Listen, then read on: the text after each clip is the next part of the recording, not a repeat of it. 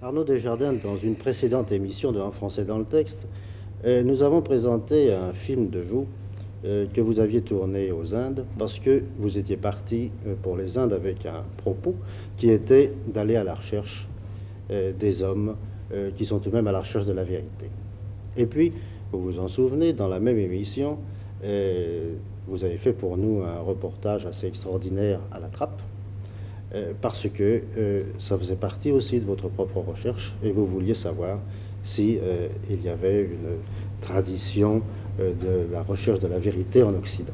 Mais à mi-chemin entre les Indes et la trappe, vous avez rencontré un autre sage à Paris même, qui était Gurdjieff. Qu'est-ce que ça représentait pour vous?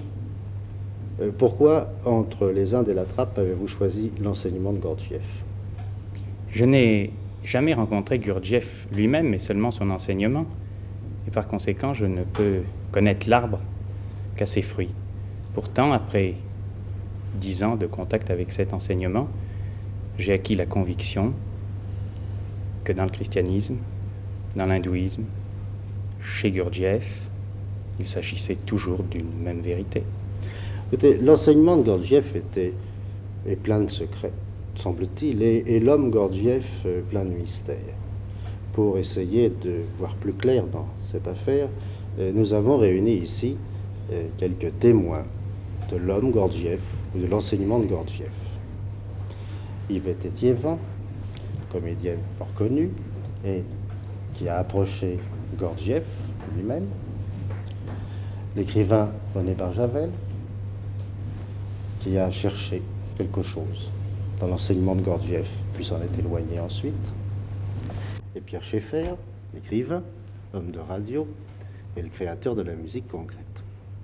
Pierre Schaeffer, si vous aviez, vous, d'un mot, à dire pourquoi vous avez été attiré par l'enseignement de Gurdjieff, qu'est-ce que vous me répondez? J'aurais du mal à le dire d'un mot.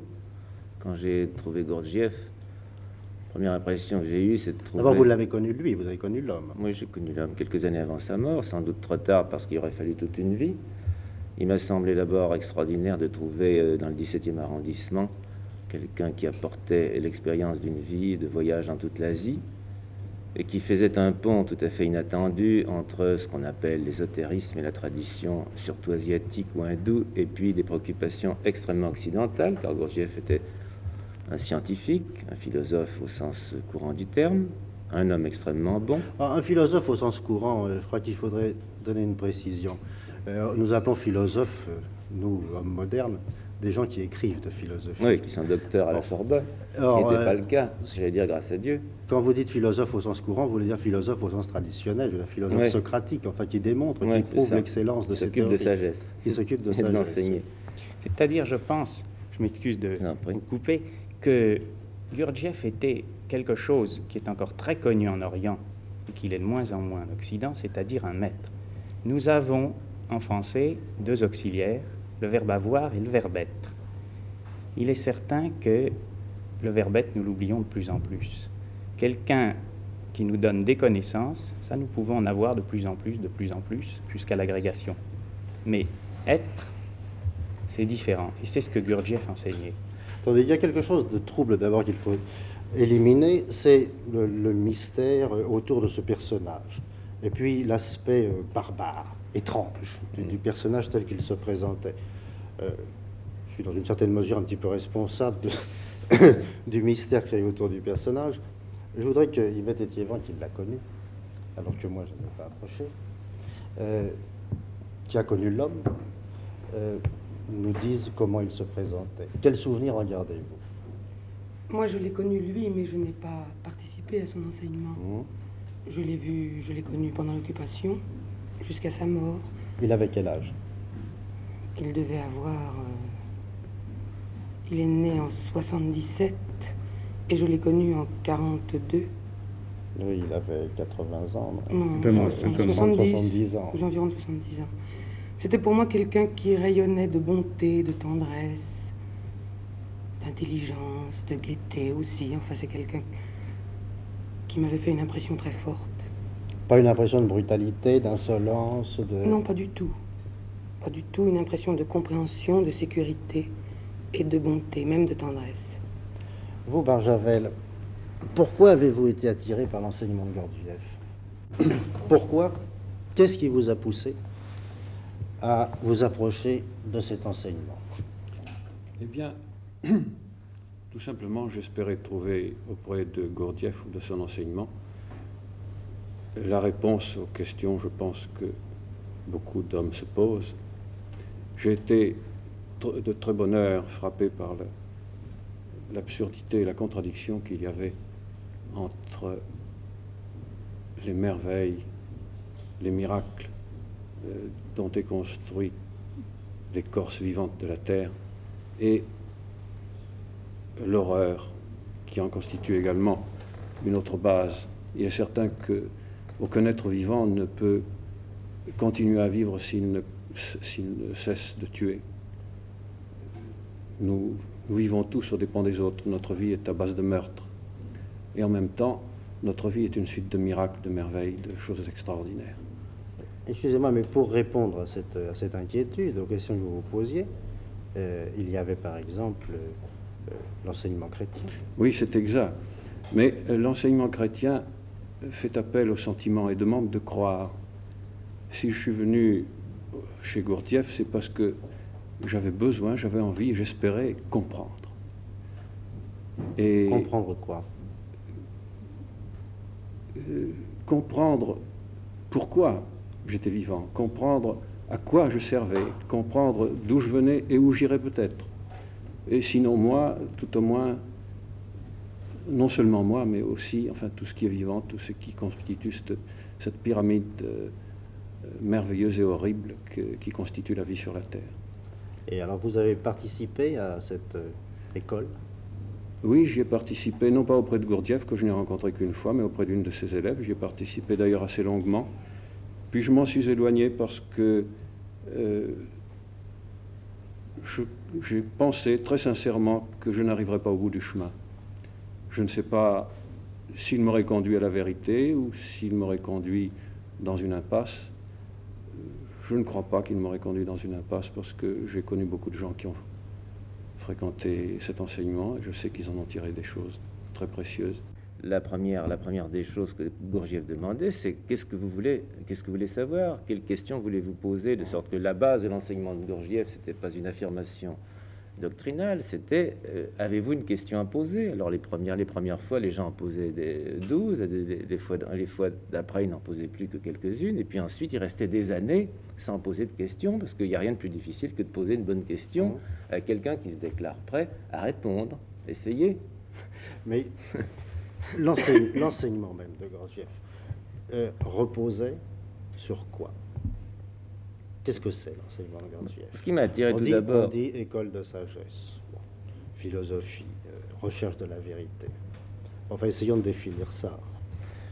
Définir serait bien difficile. Je crois qu'il est historique de dire que Gurdjieff avait tellement voyagé, il avait vu tellement de contact avec tellement de traditions, depuis l'égyptienne jusqu'à la chrétienne, jusqu'à l'hindoue, celle du Tibet, les Esséniens qu'on a découvert ensuite, 20 ans après, par les manuscrits de la mer Morte. Gurdjieff savait tout ça.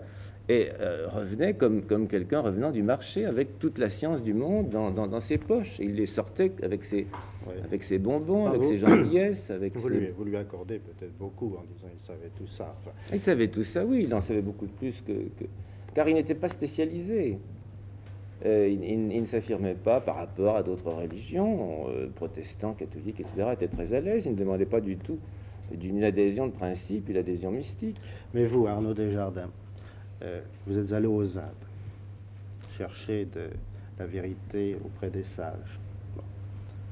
Vous connaissez aussi assez bien la trappe. Vous y avez un peu vécu. En tout cas, vous en avez une teinture. Entre les Indes et la trappe, pourquoi aviez-vous choisi Gurdjieff? Disons entre une pensée orientale, indienne, et puis la pensée chrétienne, occidentale.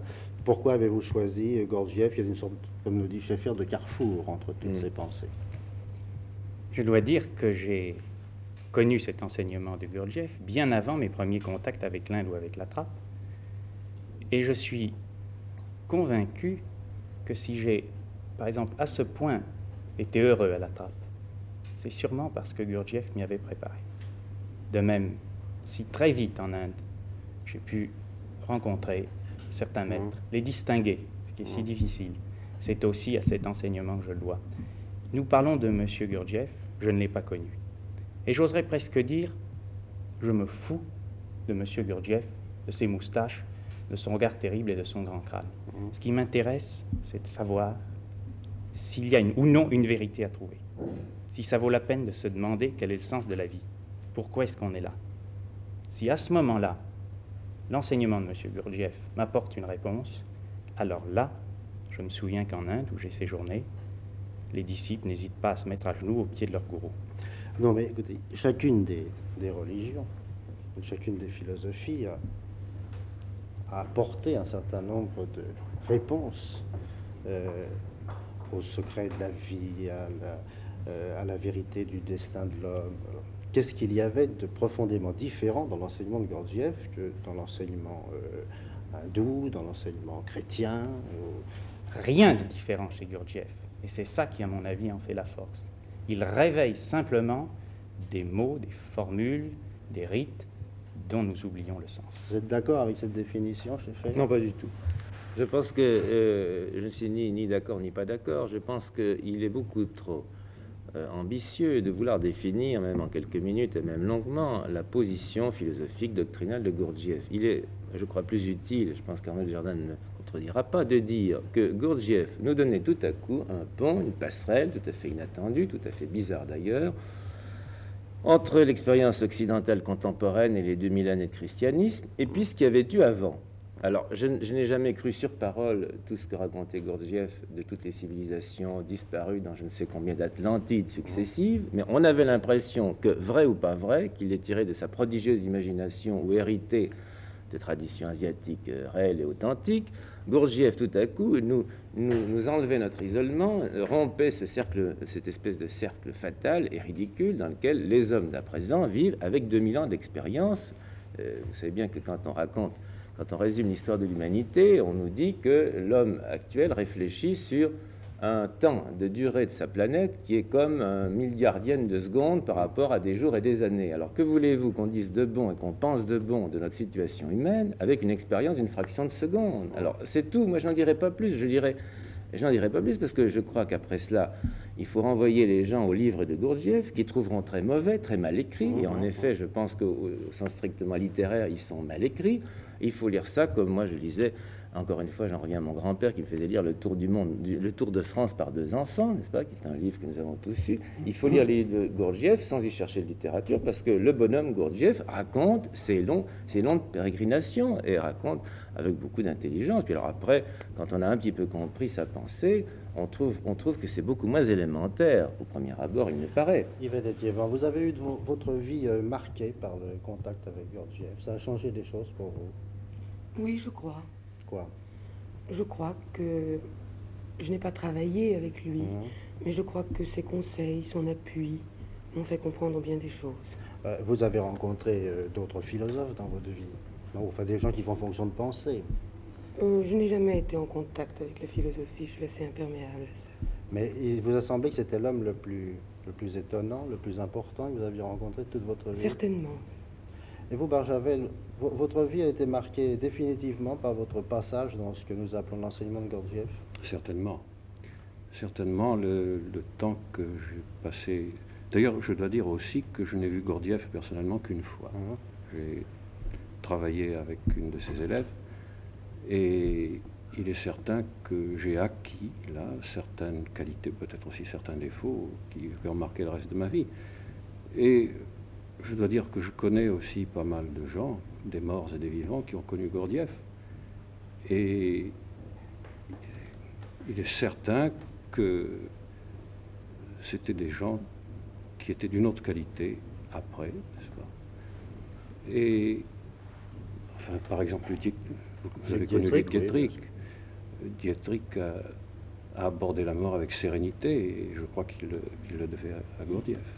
Et moi, j'ai fait un rapide passage dans cet enseignement. Je sais bien qu'il y a eu pour moi avant l'enseignement de Gurdjieff et après l'enseignement. Pour vous, Schaeffer? Oui, moi je dirais que Gurdjieff était une rencontre après des années de solitude.